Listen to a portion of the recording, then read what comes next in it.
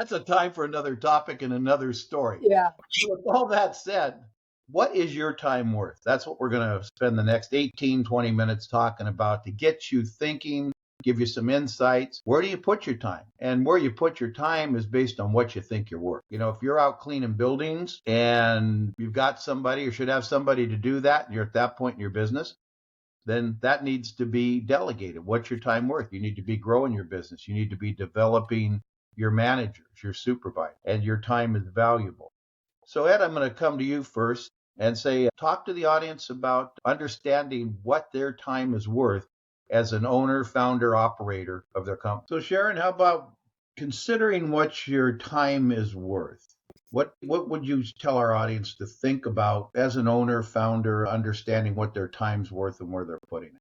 I feel as though the owner is the most expensive person in the company. And that said, their ability to manage their time or to control what they do with the same 24 hours that everybody has is paramount to their success. It's the key. If they are continuing to do tasks, and we have to distinguish that early on, they're going to do a lot of tasks. But as they grow, sometimes they have to bite the bullet and go ahead and go out on a limb and hire someone to do those tasks that free them up to do the bigger picture.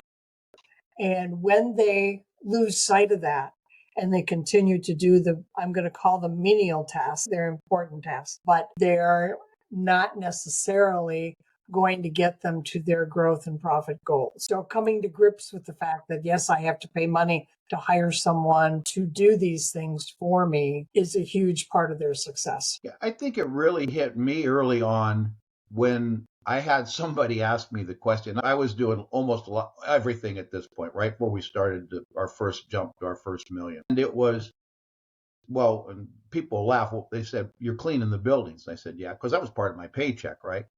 They said, what does a cleaner make? And I think at that time, a cleaner made, we'll say $3 an hour.